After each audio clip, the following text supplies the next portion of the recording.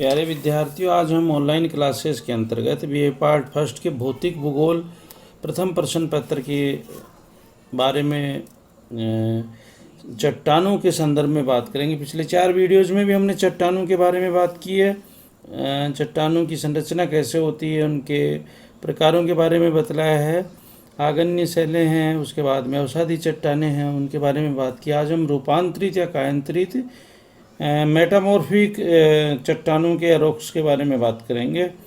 रूपांतरित शैल का जो मुख्य शब्द है वो मेटामॉर्फोज से लिया गया है, जिसका अर्थ होता है रूप परिवर्तन, चेंज इन फॉर्म। परतदार शैल तथा आग्नेय शैलों में रूप परिवर्तन के फलस्वरूप रूपांतरित शैल का निर्माण होता है। मुख्य रूप से या साधारण तौर पर देखा जाए तो परतदार और आग्नेय शैलों का ही रूप परिवर्तित होता है, लेकिन कभी कभी रूपांतरित शैलों का भी रूपांतरण हो जाता है। इस क्रिया को पुनः रूपांतरण कहते हैं। यह तभी संभव हो सकता है जब ताप ज़्यादा हो तथा भू हलचलों के कारण, खासकर पर्वत निर्माण के समय, भार एवं दबाव अधिक होता है। इस कारण पुनः रूपांतरण की क्रिया प्रारंभ हो जाती है। इसे अति रूपांतरण भी कहते हैं। प्रायद्वीपीय भारत की धारवाड़ क्रम की चट्टानों में इस प्रकार का अति रूपांतरण बड़े पैमाने पर हुआ है। इस रूपांतरण के कारण जीवावशेष अधिक ताप के कारण नष्ट हो जाते हैं। यही कारण है कि रूपांतरित शैलों में जीवावशेषों का अभाव पाया जाता है। रूपांतरण के जो कारक हैं वो मुख्य रूप से 3 हैं: ताप, दबाव या संपीड़न और घोल। ताप के बारे में बात करें प्रिय विद्यार्थियों, तो चट्टानों के रूपांतरण में सर्वाधिक जो सशक्त कारक वो ताप है। अधिक ताप के कारण मूल चट्टान पिघल जाती है, जिस कारण उसके खनिज कण एवं कणों के क्रम में पर्याप्त अंतर आ जाता है। रूपांतरण के लिए आवश्यक ताप ज्वालामुखी के उद्गार के समय गर्म लावा तथा पृथ्वी के आंतरिक भाग से प्राप्त होता है। दूसरा जो कारक है वह है दाब या संपीड़न। पर्वत निर्माण की क्रिया के समय अथवा भू हलचल के समय जब चट्टानों में मोड़ आने लगते हैं तो उससे उत्पन्न दाब के कारण चट्टानों के संगठन तथा रूप में परिवर्तन आ जाता है। इस प्रकार का दबाव खासकर पर्वतीय भागों में कार्य करता है। और तीसरा जो कारक रूपांतरण का वो है घोल। जल के साथ कार्बन डाइऑक्साइड तथा ऑक्सीजन गैस मिलने से रासायनिक क्रियाएं होती हैं, जिस कारण चट्टानों के रासायनिक पदार्थ तथा खनिज घुलकर जल के साथ मिल जाते हैं। जब इनका संपर्क चट्टान से होता है तो उक्त चट्टानों के रासायनिक संगठन में काफ़ी अंतर आ जाता है। मैग्मा के साथ मिला हुआ जल तथा परतदार चट्टानों की परतों के बीच बचा जल भी रासायनिक रूपांतरण में सक्रिय भाग लेता है। रूपांतरण के प्रकार। रूपांतरण के कारक कभी कभी अलग अलग कार्य करते हैं तथा कभी कभी एक साथ मिलकर कार्य करते हैं। रूपांतरण के प्रकार या रूपांतरण के कारक तथा उनके कार्य करने के प्रकारों के अनुसार कई तरह के रूपांतरण होते हैं। नंबर 1 है रूपांतरण में भाग लेने वाले कारकों के अनुसार। दूसरा है रूपांतरण के क्षेत्र के अनुसार और के अनुसार।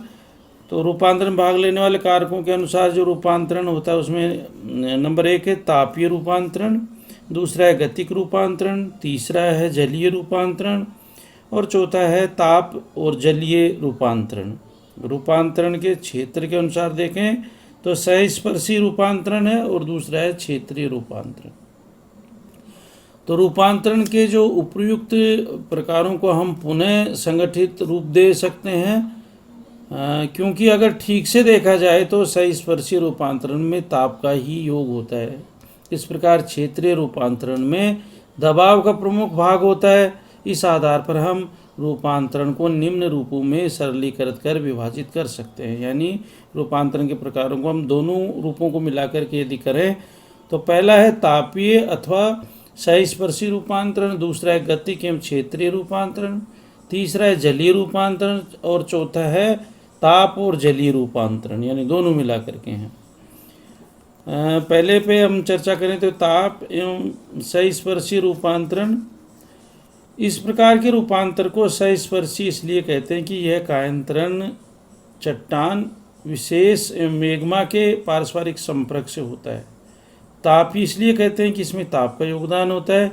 ज्वालामुखी के उद्गार के समय, उदाहरण रूप से हम देखें तो ज्वालामुखी के उद्गार के समय प्यारे विद्यार्थियों, जब डाई का गर्म एवं तरल लावा पदार्थ समीपवर्ती सेल के संपर्क में आता है तो अत्यधिक ताप के कारण डाई के आसपास की सेल पिघल जाती है। डाइक मुख्य रूप से आग्नेय चट्टानों की मध्यवर्ती एक आकृति है जिसमें मैग्मा उसकी नाली में जमा होकर के ठोस रूप धारण करता है। तो डाई के आसपास की सेल पिघल जाती है तथा उसके भौतिक गुणों में परिवर्तन हो जाने के कारण रूपांतरित सेल का निर्माण होता है। कभी कभी मैग्मा के साथ जल भी मिला होता है जिस कारण सेल में रासायनिक परिवर्तन हो जाता है।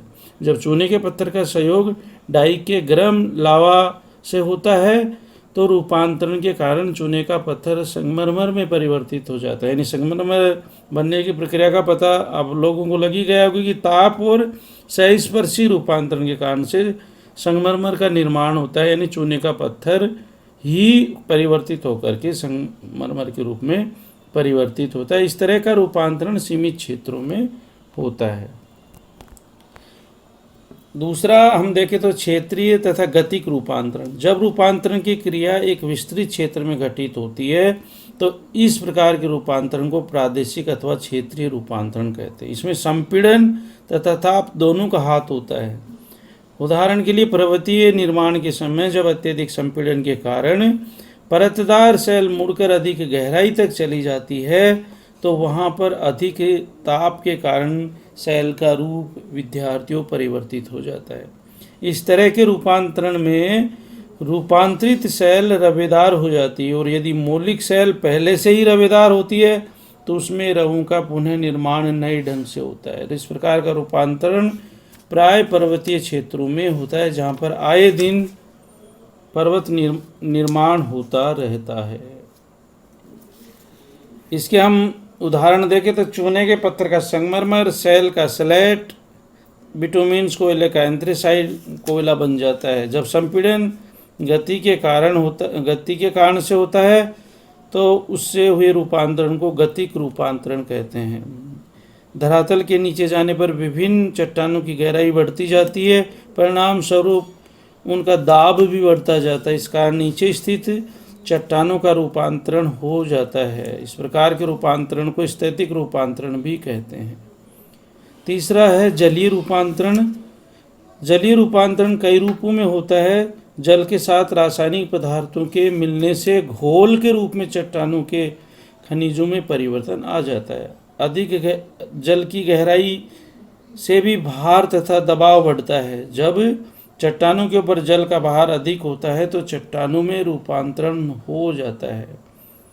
इस तरह का रूपांतरण नगण्य होता है क्योंकि यह आसानी से पहचाना नहीं जा सकता और इनके क्षेत्र भी सीमित होते हैं। चौथा है ताप जलीय रूपांतरण। जब चट्टानों के ऊपर गर्म जल होता है तो जल के भार एवं दबाव तथा जल की वाष्प से चट्टानों में परिवर्तन हो जाता है। इस तरह का रूपांतरण भौगोलिक दृष्टि से ज़्यादा महत्व नहीं रखता है।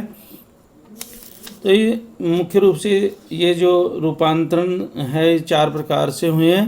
अब यदि रूपांतरित सेलों का हम वर्गीकरण करें तो मुख्य रूप से रूपांतरित जो या कायांतरित सेलें हैं वो उनका प्राय मौलिक चट्टानों के आधार पर ही उनका रूप परिवर्तन होता है।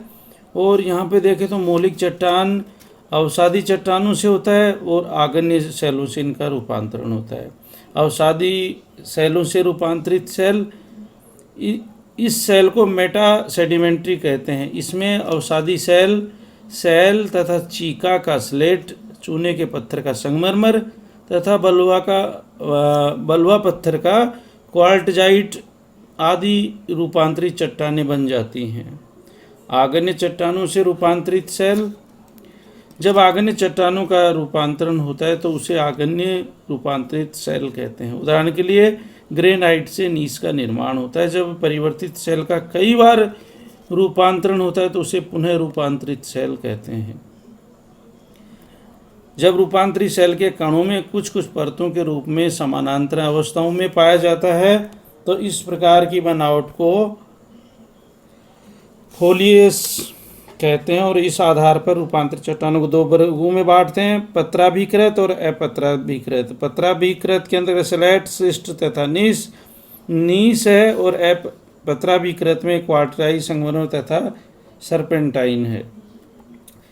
रूपांतरित सेल के कुछ उदाहरण हैं, संगमरमर है, उसके बाद में डोलोमाइट तथा खड़िया मिट्टी है, शिस्ट है, स्लेट है और नीस है और क्वार्टाइज है। तो चूने का जो पत्थर है वो पत्थर से बनता है संगमरमर, बलुआ पत्थर से क्वार्टजाइट, सैल तथा अन्य मृण्मयी चट्टानों से स्लेट और फिटनाइट, कांग्लोमरेट से नीस और बेसाल्ट से सिस्ट और ग्रेबो से सर्पेंटाइन जैसी रूपांतरित सेलों का निर्माण होता है। धन्यवाद दोस्तों।